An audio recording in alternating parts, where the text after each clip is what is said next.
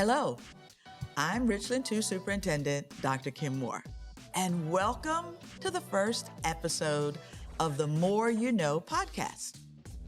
Now, we plan for this to be a space where we discuss new district initiatives, interview our purpose-driven employees, and introduce you to our amazing and talented future-ready students.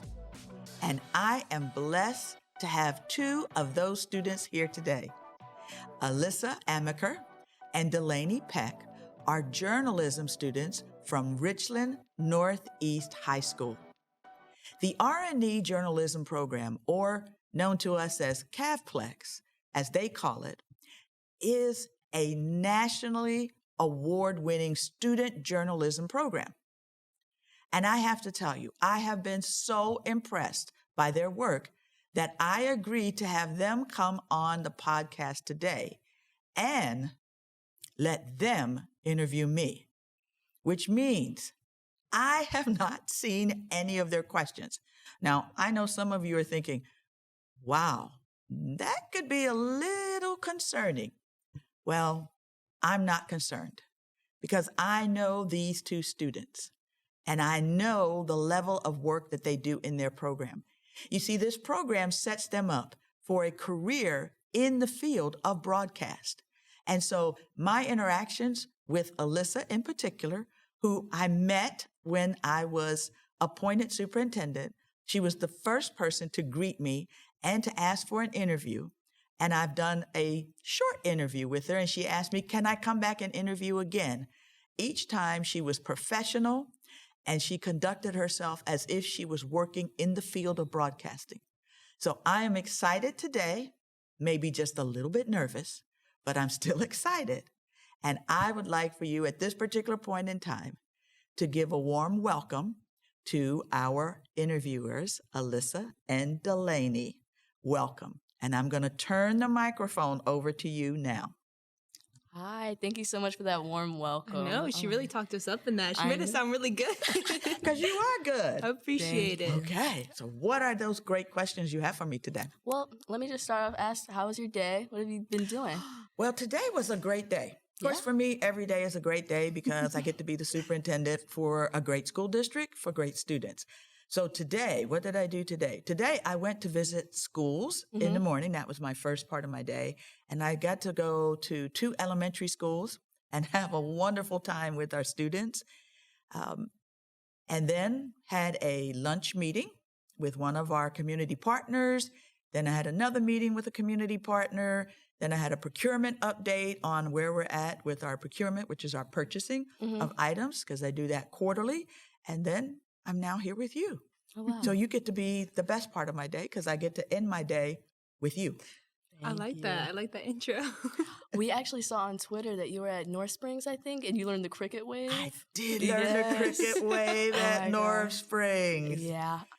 Today I went to Jackson Creek and I went to Joseph Kills. Yeah. So I went to Lonnie B. Nelson Elementary School. So North Springs were our rivals, the bees versus the crickets. Oh. Yes. Who won? To me, the bees, but don't tell anybody. Well, I think you just told everybody. Okay. Shh, don't tell anyone. Where did you go, Delaney? I went to Polo Road. Oh, Yeah. been to Polo Road too. Love Polo Road. Great program. No, you got a good social media team. I saw all the schools you were at this morning. You had the kids recite to you their vision statement, right? I know, that's impressive. Well, it wasn't me. It's the leadership in the building, the great teachers that are there. And yes, those kids were remarkable. I was so excited.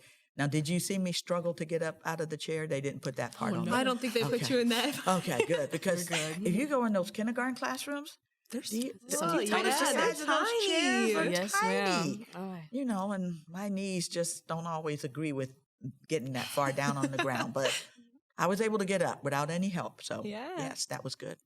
Quick question about all of your, interactions with the community and with the schools throughout the district. Why is this community outreach so important to you?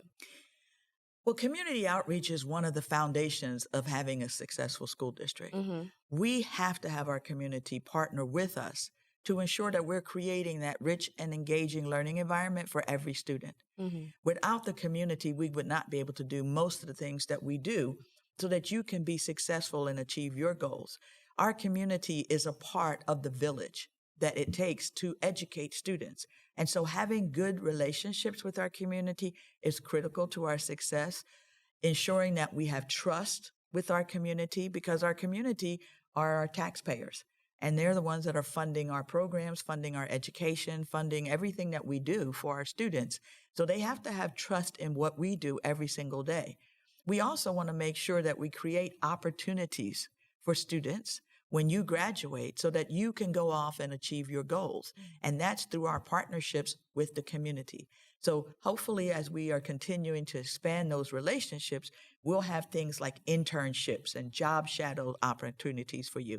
Because I would love for you two ladies in the field that you're in to be able to go to one of our local networks or to one of our local newspapers and do a shadow for a day to see what is it like to work in that field. I'd love for you to have an internship opportunity over the summer to say, hey, I'm going to work at this station, and you learn the business of broadcasting.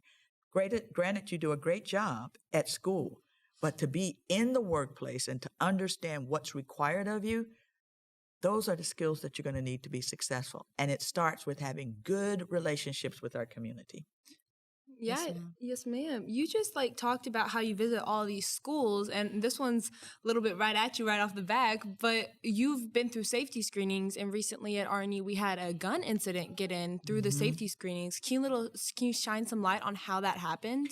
So from what I understand, and we're still doing our investigation, but the initial reports was it came in during a transition period. So as you know, at your school, you have multiple entry points at the beginning of the day because you have students, lots of students coming into the building. But after a period of time, we begin to phase out those other entry points. And so that at the end of the day, all you have is the one main entrance, which is the front entrance of the school. So this incident occurred in the middle of a transition. We were shutting down the site when the student came in. Do we recognize that we still have to tighten up procedures? Yes, we do. And the best thing about what happened with that particular incident wasn't about the safety screenings. It was the fact that another student brought it to administration's attention. Because our safety screenings are a deterrent. They're not a be-all, end-all. They're a very strong deterrent, but they are a deterrent. The best source is our students. And that's why we say if you see something, say something. Because you know what's going on in your schools, and we know kids talk. If there's something that's going to be happening at the school that's going to be unsafe, whether it's a weapon or a fight or anything, we want you to tell us. Not so that you can get people in trouble. That's not the goal. But it's really to keep the environment safe for everybody in the school. Yes, ma'am. So what would you say to a parent concerned about their child's safety after an incident like this? I would let the parents know that, one, our system, because it is a system, worked. The system has many components. Safety screenings are one component. Say something is another component. We have multiple layers of security built into that system, so our system worked. Are there opportunities for improvement? Yes. But parents, we want you to know that we are doing everything that we can to keep your students safe. And thank you, parents, for your continued support. So we just put out earlier this week in Parent Square some reminders to parents around drills that the schools conduct, conversations they should have with their students around safety. And we want to thank our parents. And so I would thank them. I would reassure them. I would let them know that we are going to continue to improve our processes and make improvements as we go along. Okay, great. You just mentioned a lot about systems here, and I presume that has to do with you being in the military, correct? In the past? I love systems. You do. So, I'm just thinking how you went from somebody that you dealt with weapons in the military, correct? Or weapons of mass destruction. Yeah, that's a big deal from going there to then becoming a superintendent. How do you transfer from the military to now being a superintendent? Oh, that's a great question. Well, first and foremost, in my military career, yes, my expertise is nuclear, biological, and chemical warfare, so weapons of mass destruction. But more importantly, over my career in the military, the Army spent a lot of time and a lot of money growing me as a leader. And those leadership skills that I learned while I was on active duty, I take those same skills and I apply them in my current role as a superintendent. So, of course, throughout my career, I had multiple jobs. One of my favorite jobs was I was a basic training company commander, like what Fort Jackson does. Yes, ma'am. So I was stationed at Fort McClellan, Alabama, which was the home of the Chemical Corps, but we had basic trainees there. And so I was a basic training company commander, and I would receive young people like you that would come off the bus, and they would spend the next 8 weeks with me and my drill sergeant. Sure, they love that. They did love it. I would love Am I that. not lovable? I would love Okay. there. Send me to Fort Jackson right now. I'll sign up. I think they would be Just for happy to you. have you. But we would work with them over the 8 weeks and transition them from being civilians to soldiers. That was one of my best jobs. But here's the one thing that I don't think a lot of people realize. The military, we spend a lot of time what we call training soldiers, right? We want to train them on how to do whatever their job is. Because when they're under pressure in a crisis, when they need to perform, we perform as we have trained. Training is just another word for teaching. So as a teacher, I was teaching my students, and I taught 9th grade science.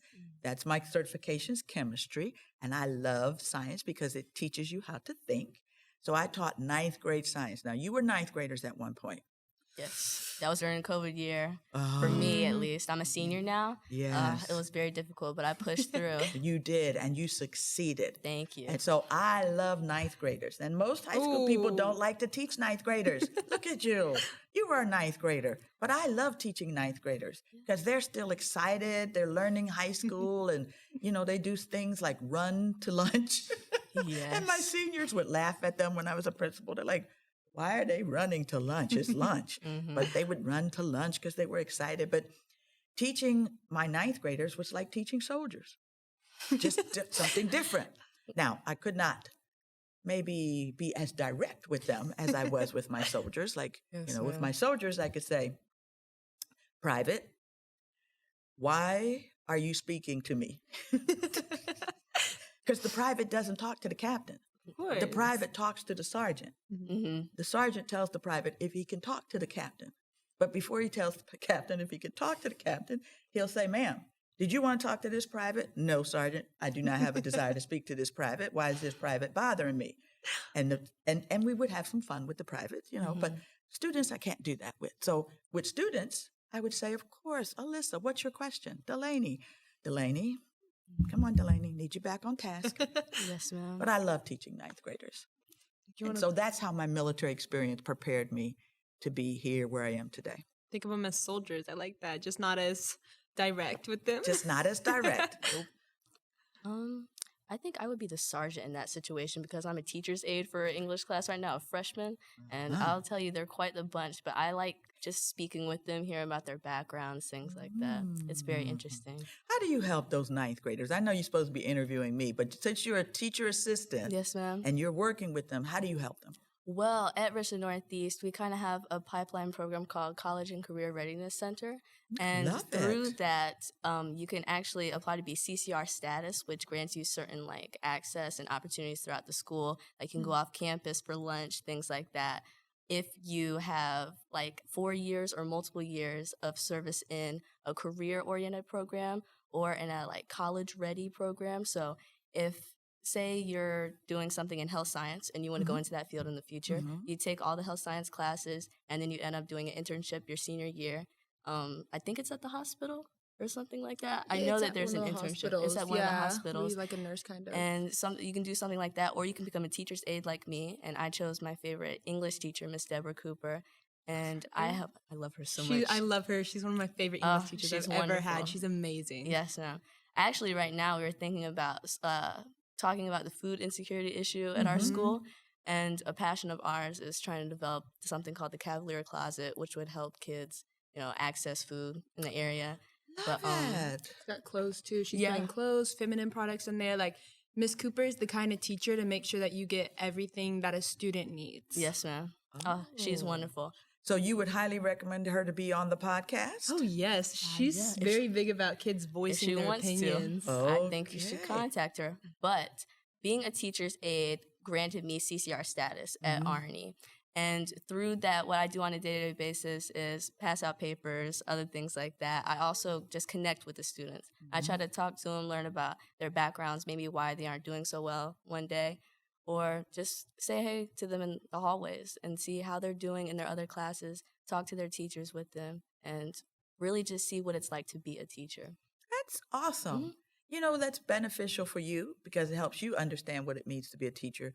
It's great for your teacher that you're supporting, but it's also so important for your fellow students because remember that 9th grade year is a challenging year. Yes. And they come in and they don't know it's a big high school and you have those upperclassmen who are not always very nice to them. Not me, of course. Not you, of course. Never Not us. either one of Never you. us. But some of those other students, right? They're not always as nice to the freshmen.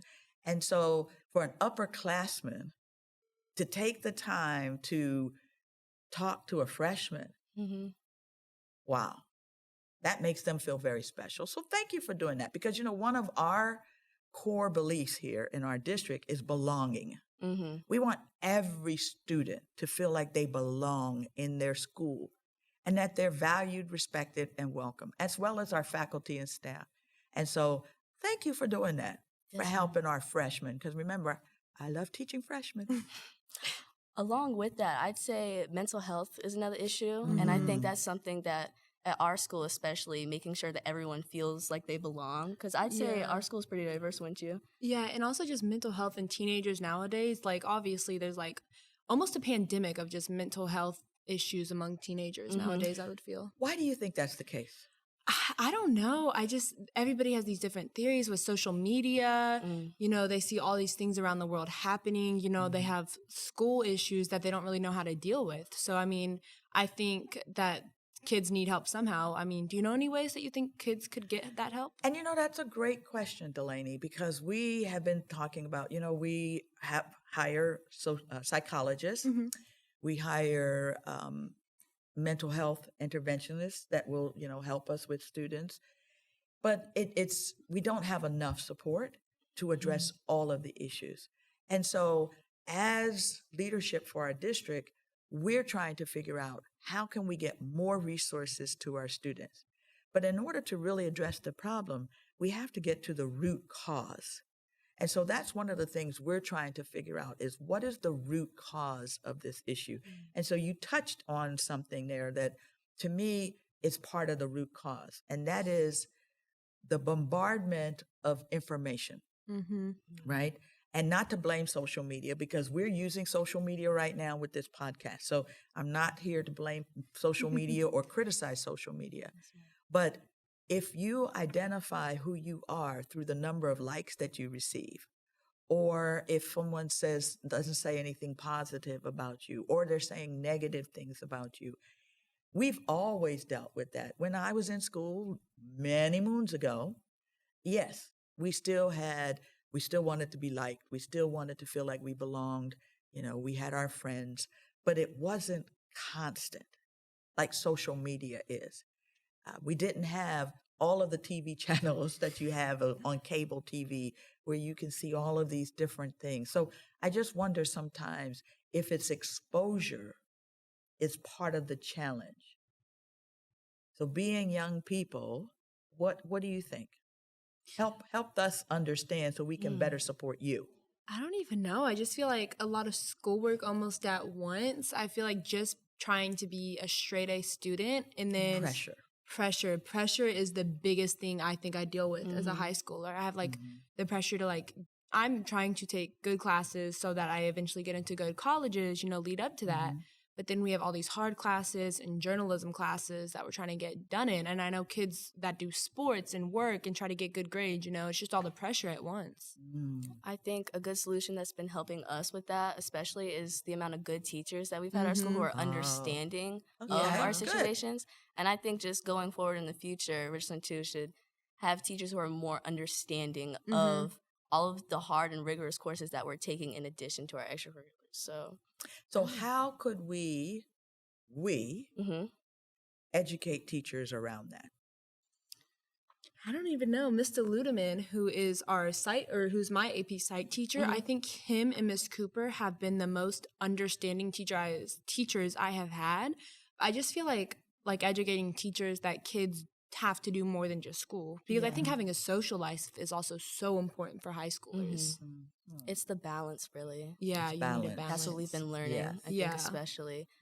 Delaney being a junior and then me being a senior now, it's like we're realizing the amount of workload that we're getting on top of everything. But still, I think we feel prepared, like we're being prepared well for life after high school, which is something that's good. I don't know. That's our goal, is to make sure that you are prepared. Now, here's something that I wonder about, though, because I'm the mother of 5 children. I have a blended family of 5. They're all grown up now. And I think I was a very successful parent because none of them live at home with me. And that's a good thing. I'd cut that as successful. Thank you, Delaney. I agree with you. I think that's the measure of success. But and our 5 children all went to college. 4 out of the 5 graduated. 1 was on the party plan, and we don't pay after the first year if there's no grades.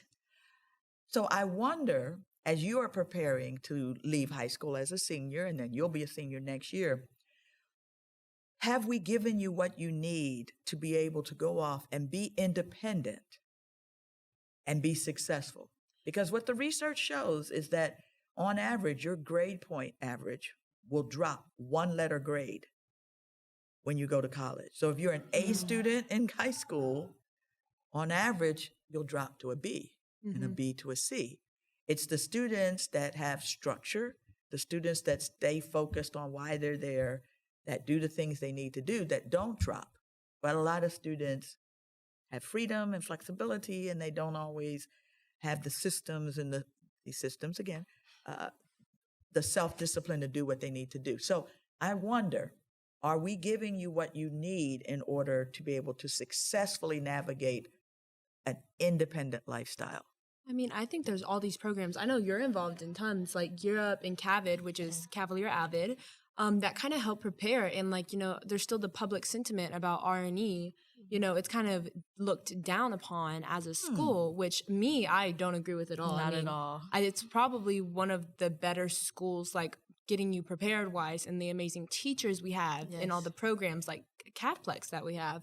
And I mean, there's still that public sentiment about us being one of the worst schools. I mean, I've been at R&E a couple of times now, and I've not seen anything that would indicate that it is not a great school. I've been to your sporting events as well as in the building when learning was taking place. R&E has fabulous teachers and truly awesome students. I think the way that we have to change that is starting with what we're doing right now, because people are going to watch this podcast and they're going to listen to it and they're going to see how articulate my 2 students from R&E are, and they're going to say, well, maybe I need to rethink my position. I find that if we give people information, then we can begin to reshape the narrative around what people believe, whatever that is. It's educating them. And so I'm glad you brought that up, because that is just not true. Exactly. And I try to tell people that. True. R&E is a wonderful school with great students. They didn't see it before. We got a really nice campus now. I love our new campus. It's beautiful. So nice. I love the courtyard area. It looks so fancy. I don't think people have seen it yet. Well, sometimes we want to have a little hidden jewel, but can't show it off too much. Maybe what we need to do is a media campaign. You ladies are in the media. That's true. How do we have a media campaign? If I'm a new artist and I want to get the word out about my new single that I just dropped, how do I do it? Social media. Social media. So what are you doing to help people see all the great stuff that's going on at R&E? I think we've done some construction stories when construction finished. Yeah, we're trying to for sports too. I recently became sports editor, so just trying to get that focus out there. But, we have football, and, this is the most games we've won in a minute, I think. Yes. I know. Our football team's doing it. Go Cavs. Go Cavs. This is the most games we won in a minute, and I think just kind of drawing attention to, the change we've had, sports-wise, and the amazing building we just got. I just think showing people, even outside of Richland, too, the amazing work that gets put into it, they just need to see it for themselves. So why not do some, impromptu, on the spot? Hey, it's lunch in the cave out in the courtyard. Look at what's happening. See the great stuff. Oh, now I'm up here on the second floor. Kids are changing halls. Look at this. Students are doing what they need to do. Just quick snapshots of things that will send that message. Because when I was a high school principal, I had a magnet program at my school, and my school was like R&E. It was the school in the heart of the urban corridor, high Title I population, high crime area around my school, not at my school, but around my school. And yet I needed to get parents to send their kids to my school for my magnet program. Parents would put their kids on a bus for an hour to an hour and a half to come to my magnet program. Wow. Now, why would they do that? Because one, I offered a great program, but two, they knew their kids were going to be safe on my campus. How did I let them know? I let my students be my ambassadors because they expected me to say great things about my school. I'm the principal. I should be talking about the wonderful things. But when they heard it from other students that looked like their students, it gave them a sense of comfort that my child can come here and be safe. And so while you have a wonderful administration at R&E, the two of you have more impact than they do because students will listen to you. So since you are professionals, you're interviewing me, you're professionals. I think if you do a social media blitz around the day in the life of a Cavalier student from different points of view with different students, I think you can begin to reshape that narrative around the school. I actually think we've thought about some stories like a day in the life kind of thing before. Yeah. For our social media, our Instagram especially, too. Yes. I don't think people realize how diverse Richland Northeast is. And people sometimes ask me, well, why didn't you go to Spring Valley? Why didn't you go to Westwood or Blythewood? I think really just the amount of international students, international teachers that we have at our school is something that's so unique in the district. And being a part of the International Baccalaureate program, the IB program at Richland Northeast, I think is preparing me a lot for college. Will. And it's a great school. And just like you noted that you saw me already on social media today. Well, I'm blessed to have a strong communication team that does that for me. I want you to be the communication team for R&E. Do that for your school. Every week you should be putting out something about what's going on at R&E from a student perspective. Because other students, and then you tell them, hey, come on our Instagram page, give us a like, do this, whatever you guys do. I have social media, but I'm not big personally in social media. I get that. You're big to us, don't worry. Yeah. We follow you. We watch all your stuff. Me? You do. Yeah. Am I doing a good job? Oh, Of yes, course. Of course you are. Well, not of course, but thank you. I appreciate that. Yeah, we try to cross-promote our publications on our news show, Look at you, on everything. cross-promote. I know. What is cross-promote? Basically, that means that mostly we've been promoting our broadcast for the past couple of years, but we're trying to get the saber.org, Yeah. which is like our Online. which is our online newspaper, the thing that we're both a part of. And we're trying to promote that on our news show and in broadcast segments that we create. So. Yes. Well, the way to get that is to start pulling in some of those great athletes and school leaders and fashionistas and international students. You know, everybody has a gift. Everybody has a gift. Even that wonderful math student that is the statistician for the sports clubs, they have a gift. Get them involved. Because if you do, then they'll pull their friends. Because now I need my circle to say, hey, I need you. I was on the page. I was on Instagram. Go and like it, right? And then you'll get the whole school talking. And that buzz will bleed over into the community as well as to other people. And next thing you know, folks are going to be saying, well, I want to come to R&E. I think Not that I'm saying bad things about my other schools because they're great schools. Don't get me in trouble now, ladies. Of course. Never. Okay. Don't get me in trouble. But I think we've already seen that, especially with the sports side. Delaney becoming sports editor. She's doing an amazing job. She did a great job. She came down and took photos of me when I came to the game. I saw her out there. I'm like, this is a celebrity out here. I got to go post something about this. She tweeted things out, and R&E gave me such a warm welcome that night. Loved having you Had there. a suite upstairs by the press box with Nice some in the press box. Chick-fil-A. Y'all give me Chick-fil-A? They didn't give you Chick-fil-A. It was Chick-fil-A and a beautiful gift basket. And now up in my office, I have an R&E helmet and a football signed by the players and your quarterback. Will Wilson. Will was on my interview committee, and he promised me a win, and he delivered. I know. Look at him. We got our homecoming game, and I don't think we won homecoming last year. So just being able to say we won, especially against Nation Ford, I know. which I believe it's a sports school technically. I don't know what they are, but I know we won, and that's all I care about. We beat them on homecoming. That's all I'm gonna say. That's it was always a good good. game too. I was on the sidelines, all invested. I was like, ooh. And you had a good crowd, and some alumni were there too. So it was a great evening. So I think you guys can help turn that message around. I'm confident in you, and if I can help you, just let me know. Might need to take you up on that. Okay, I'm up for it. Let me know because I think it's a great school. I've been dealing with an issue, and I need your perspective on it because I believe the person that is closest to the problem normally has the solution. So one of the things that I talked with the high school leaders, student leaders, your council presidents, is dress code. Okay, because it's come up. I've received emails from people about dress code. And so I'd like to hear your thoughts around dress code as students. I mean, I'm not going to say I follow dress code. I try my best to, especially knowing teachers at the school. I feel like I do need to follow it. But I feel like I like being able to wear leggings without a dress shirt on, essentially. I think that was a very good change, not needing fingertip length shirt.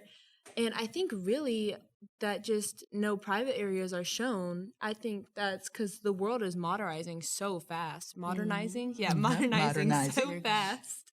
So I think just being able to kind of no private areas, nothing explicit, nothing you don't want your parents to see you wearing. So what about like torso? I feel like not to an extent. That's How do you determine extent? That's the true. issue. You can't issue. determine an extent, and you don't want to put a teacher in that position where they have to say, "I'm seeing too much of your stomach," and then a kid come back out like, "Well, then what is too much?" You don't want to put a teacher in that situation. I think leaving that room in order for a student to even potentially argue with a teacher is what mostly causes our issues as well with the dress code throughout the district. But for me, I mostly follow the dress code. I just really like how it's changed to promote people's expression. It was me because I dress pretty casually. I like wearing what t-shirts I wear, things like that. But it's never in a disrespectful manner, which I think is always important. And I think stressing the guidelines that we already have now is what's best. But I love how the new changes made have made kids feel more comfortable in expressing who they are. Yeah. And admin work with kids too. Like admin will be like, you need to fix your shirt. Like our admin are amazing. They're not going to try to get you in trouble. No. They're going to tell you, go put on a sweatshirt, go fix it. Like they're going to give you a chance to fix your mistake. But if you argue, like you're done. They give you a chance, you wasted it. Just making sure for administration and teachers, making sure that they don't shame children who do feel this way. Because I know the embarrassment is a part of this as well.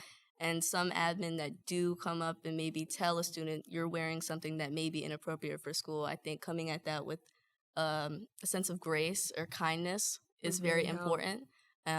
That's one of the main changes I think I would think of. Yeah, because I think obviously kids need to show adults respect. Like that's a given. Like they're adults, you need to show respect. But I'm not saying adults need to fully respect kids, but just show grace. Like you said, like if grace is shown to kids, kids are going to be more likely to respect adults. I was raised in a household where yes ma'am, yes sir, like you need to be respectful to everybody, which is a big thing for me.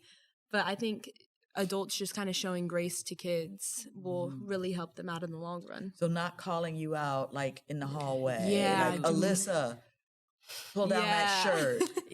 Like Delaney, pull up your pants. Like come right over here for a second. Like but come over, Delaney, come over here, Delaney. Yeah, can you is there a shirt you can borrow from somebody else? Something like that.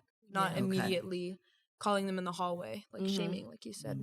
And So you think a respectable dress code for students would be, one, not showing any body parts, Yes. right? So not showing upper body parts, lower body parts. So that skirt should be long enough that if you have to bend over, Nothing is seen. nothing is seen. Yes. Okay. I agree with that. You would agree with that. I completely. ma'am. And then because the torso area is subjective, maybe not showing the torso. Would you agree with that? I don't know. That's a hard question because I'm not against showing torso. I just don't know how to word that properly to where it wouldn't spark an argument. Yeah, with I don't kids. either. I don't know. I think part of this also plays a role in what communities or groups of students we're looking at too, because I think expression shows a lot about your culture, especially at my school. So I think with that, it would vary from student to student and case to case, and it's never been something in my position where I've been said like, "Oh, you have to decide if this student is following the dress code or not." I don't want to be put in a position. Can I push back on something Yes, for a ma'am. moment? Okay. So part of our responsibility is to prepare you for life after high school. And Delaney, you said you work. I do. Okay. So in the Sadly. workplace, can I come dressed to work showing my torso? Can I come dressed to work in a top that may be see-through? Can I come dressed to work where my undergarment, my pants are low and my undergarments are showing? No, I can't. I can't do any of those things, right?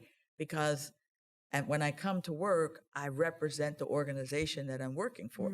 You go to work, you're representing the business that you work for.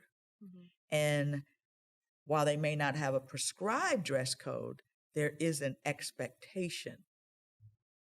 So if we're preparing students for life and we're not setting any expectations around dress, because your job, your full-time job as a student is to be what? A student and do well. If we're not preparing you for life beyond high school, have we done our job?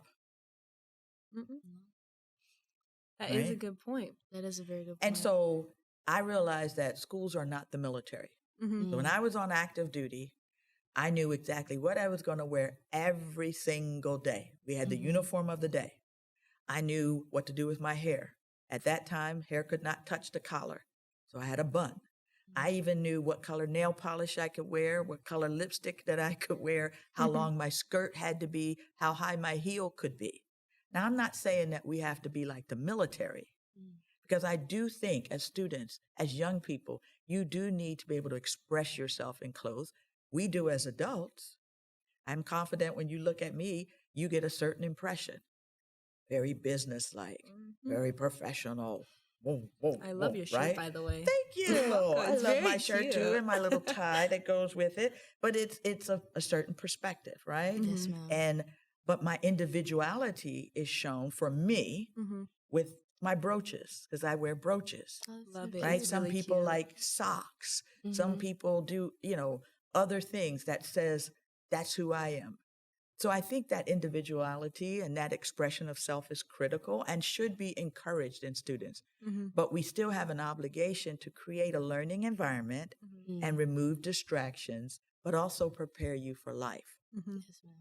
So I don't have the right answer for the dress code. We're going to continue to talk about it. It's a hard discussion. I think it's been the biggest discussion since Yes. ever. Yes, Yeah. it has been.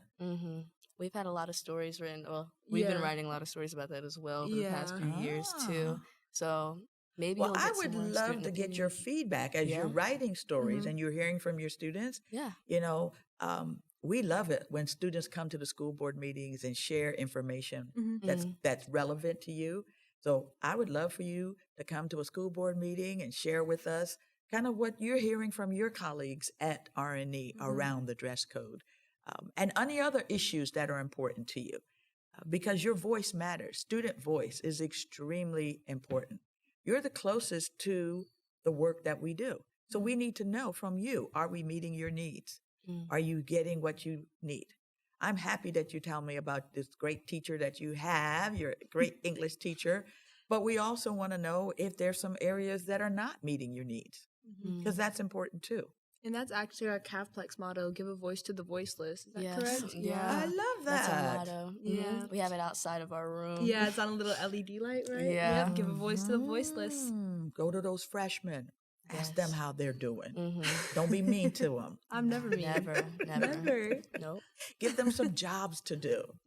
We are actually trying to recruit some more freshmen to potentially not even just freshmen, but anyone at RNU who wants to help out with CAVPLEX or any of the stories of reporting that we do for sports too. Yeah, we just opened up sports because I think that kids, when they have passions, they don't want to go through the entire J1, which is our journalism one, the introduction course. They might not want to go through all that when they just want to report on sports. So we kind of opened it up. We had our first meeting today. Awesome. We were kind of like, this is what it's going to look like. So we let kids come out. We had I think 10, about a little less than 10 show up, and just opening that opportunity up to give kids a chance. And you never know what'll happen.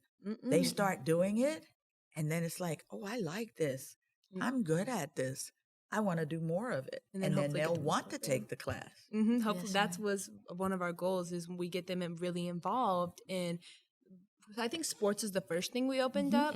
I think it's our only thing open right now, but get them in, and then they realize how much this program can be, how fun it is, and then they want to take the class and do more stories, more hard-hitting news stories. Oh, I like that. Hard-hitting news stories. Hard-hitting news stories. What are some of the hard-hitting news stories you've covered? I'm only a junior. Last year was my first year officially doing stories. I've done 2 stories, one on the voucher bill about taking money from not necessarily taking, but using some money for vouchers to go to private schools. That was a story where I had some senators, I believe, involved. And then I had a COVID vaccine story I did. Oh, I'm so sorry, ma'am. That's okay. About just kind of why the COVID vaccine, people would want it or not. But news stories, I'm trying to think our hardest hitting one about the trans women. Those are 2 pretty good ones. I find that fascinating that you're doing hard news. Yes, of course. I love it. I think hard hitting, sports and hard hitting, I loved covering hard hitting stories. Just being able to describe the stuff that is going on in the world, and get all these. Beth Bernstein, she went to RNE. I got her first story, and just being able to interview these important people and get them to talk to me and have conversations was just so interesting to me. Yeah, for a while I've been working on a story kind of looking at the history of Richland Northeast and how it's changed over the years with diversity and things like that, especially the international corridor being right there. I wanted to see how the populations have changed and how the school culture has changed over the years. And just meeting different people, talking to them, it's really been beneficial for me because I think it improves my communication with people and within the community as a whole. And it opens me up to different angles and perspectives I wouldn't have considered otherwise. I love that because, one, you are going to be competing in a global economy, right? I expect that when you do enter into the workforce, you may be working with someone that's in Germany, and another person is in China, and another person may be in Dubai. So you're going to be working in a global economy. Technology has made our world flat. And so having that perspective will help you. But what I also like about the stories that you're doing is it is enhancing your critical thinking skills because you are looking for the truth, not just people's opinions. It's the truth. It is the truth. And the truth is the truth. It's it so does hard. not change. That's why it's the truth. And so understanding how to step back and look at a situation, look at an issue, and then dissect that to identify the critical components of it, and then to make an informed decision about it based upon what you have learned. That's the skill set that you're going to need when you enter into the workplace, because jobs that you will have in the future don't exist today. And it shows you how to deal with frustration too. Yes. I'll be looking at a story. I'm like, oh my gosh, what am I doing? And then I have to redo it. And I'm like, ugh. And then it just kind of teaches you how to start with something. You realize it doesn't work, and then you have to rethink it. Like critical thinking, just go over and over again, rethinking until you get it right. And that's what life is about. You know, we start at the district level. We may start an initiative because we think it's the greatest thing since the invention of the ballpoint pen and sliced bread. And then we start down that path and then we figure out, it's not as good as we thought it was, or it's not working. And we have to make a change, right? So we do that as adults. And I'm glad that you guys are learning that skill set now in school. Yes, ma'am. That's awesome. Apply it later on in life, go to college. I things know. Like that. Yep. 3 years. 3 years so far. I'm already learning a lot. That's a great program that you have. Yes, I love it. And so since you're on this podcast, we're getting ready to close. I want you each to give the compelling why. I'm a parent. I have a rising 9th grader. I'm looking for a school for my student to go to. Why should my student go to Richland Northeast School? Do you want to go first or do you want me to? I want to go first. Okay. You go. I love my school. So in middle school, I went to E.L. Wright Middle School, and the pipeline was supposed to be to Arnie and Spring Valley. Almost all of my friends went to Spring Valley. There was no reason for me to go to Arnie except for the fact that maybe my brothers went there because they were in band, things like that. But what drew me to Arnie was the diversity, the amount of people who are really willing to talk to you and build a relationship with you. And I'm not just talking about students, but teachers as well. Ask any Arnie alumni, and they will tell you that the teachers at Arnie are what make it Arnie. Amazing. Miss Abo, our math teacher. I love Miss Abo. I met Miss Abo. You met her? You're so had the honor of lucky. meeting her. I rearranged my entire schedule just to have her. She's amazing. My brother had her. Like, she's a Peck tradition. Just having her as a teacher, she's amazing. Same in the Amaker household. But really the diversity of the school is what drew me there. I knew that I would be meeting people from cultures I've never even met before. Understanding different sides of the world and different perspectives I would have never even considered. The IB program drew me there. The Horizon program drew me there. I knew that I would be going to rigorous courses that would teach me international perspectives that I wouldn't get at any other program. I love IB. I'm going to go ahead and say it. I love the program so much. It's taught me even more than some of my AP classes. I've learned different cultures. I've heard so many languages. Like, you walk throughout all hallways, all you hear is different languages. You hear teachers speaking in their native language. There's some students at our school who don't even have people to speak with because in their native language, because we don't have that. Some of our friends, they're translators for new students who come in from Mexico, from different Spanish-speaking countries. Just the amount of different cultures I've been introduced to at Arnie is insane. It really feels like I've been put into a different country sometimes, and it makes me feel like I've been put into someone else's shoes. And with CAVPLEX, through CAVPLEX, I've really been able to find those stories, find those unique people who make Arnie so special, and to report on it.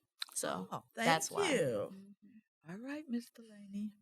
I mean, I just feel like in any school, there's going to be the concern of safety. Like, I mean, that's just a given. But with R&E, it's not going to be any different. And matter of fact, we have a closed campus.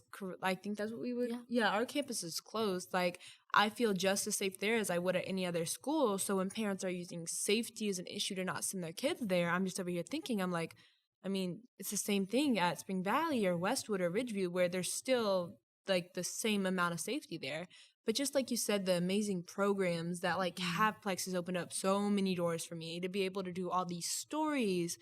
And it looks really good for college too. I'm going to say that. We have really good programs. We have Cavalier Avid. Is that Cavalier Avid. Cavalier Avid, yes. yeah. I was like, what's the long version? And just IB, and we have amazing AP classes like AP Environmental Science. I love that class so much. We do all these cool experiments.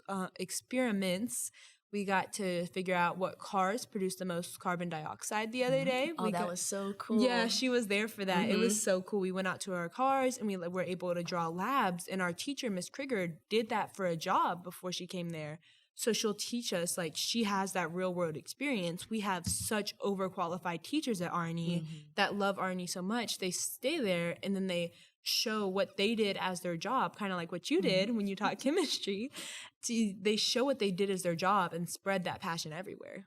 Yes. Awesome. All right. Well, I'm considering it. If I'm a parent now, I'm considering it because I've got to hear from 2 great students. Let us know if you need any more. We could go on for days. No, really. Well, like I said, so you have some homeworks, lady. Homeworks. Mm-hmm. Homework. Not homeworks. Homework. It's been a day. I get it. I know. Homework. 1 is you're going to be blasting out through all of your social media platforms this podcast because you want your friends to see you and see how brilliant you are. We want them to see you. Of course. Well, you were the brilliant. You make me look good. So, okay. Second, you're going to flush out your idea around the day in the life of a CAV student. Mm-hmm. I like that idea a lot. like We've it. kind of circled around it, kind of like the day in the life of a new show kid. But I think as a Cavalier student as a whole, that'd be good. That'd be really And you cool. can do that multiple times because you can pick different types of students. And then True. third, you're going to go back and let those great teachers know how much you appreciate Oh, them. yes. And you're going to let your English teacher, tell me her name again, Miss Deborah Cooper. Miss Deborah Amazing. Cooper, know that she may be getting a tap on the shoulder to be on the podcast. I hope she's yep. I hope so. I hope she is. She's very big about letting she's there for kids and she lets them know that they need to have a voice, which I think is Yes. very influential. Well, I'm glad to hear that. And then last but not least, you're going to let me know what students are saying about dress code. Just Okay. for you. You're going to give that some more thought, right? Now that you've heard the adult perspective to go along with your perspective. We'll ask All around. right. Okay. Well, I appreciate that. You know what? It has been my pleasure to have you on the first podcast of More You Know.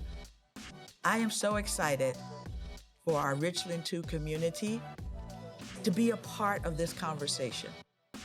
So, if you have some great ideas or questions that you would like have to be answered or you would like for us to talk about, I'm going to ask that you send those to us.